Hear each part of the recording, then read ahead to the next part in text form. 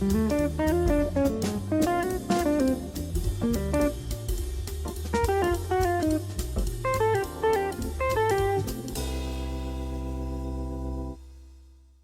everybody, welcome to Line of the Week number 150, Motif Development Using Melodic Rhythms.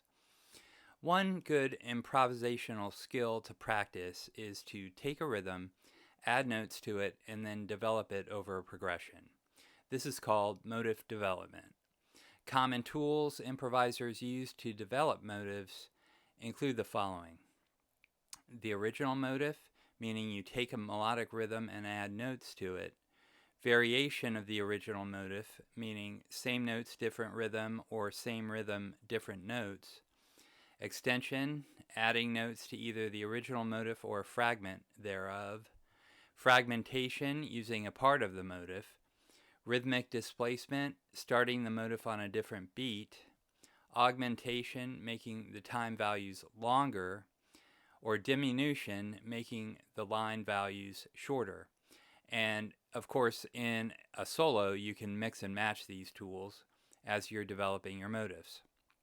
For an in-depth explanation of these ideas, check out Hal Crook's book, How to Improvise. Before I get to the line of the week, and so we're all on the same page, here are the chords to the progression.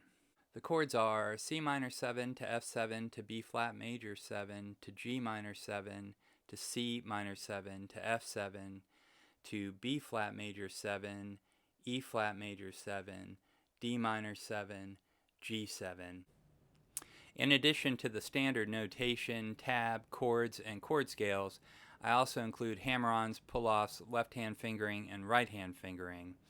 I include the left-hand fingering, which I modified from Tim Miller's 2-1-2 approach. I include the right-hand fingering in case you're interested in the fingerstyle approach I use. Here are the chord scales I'm using for this week's line.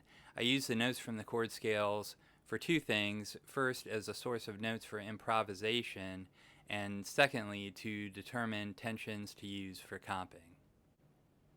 The chord scales are B flat major to G flat melodic minor to F pentatonic to B flat pentatonic to B flat major to G flat melodic minor to F pentatonic, B flat major, C major, A flat melodic minor.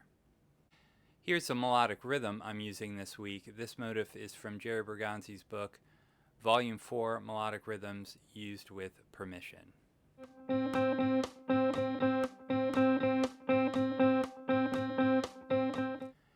You can try applying this rhythm to your own music and develop it using some of the tools I described earlier. You'll find that you come up with new ideas that you would not have thought of otherwise.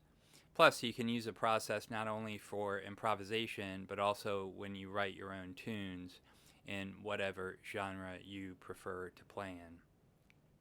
Here's the line of the week with Guitar Pro backing I use to make sure I'm getting the notes and the rhythm accurate.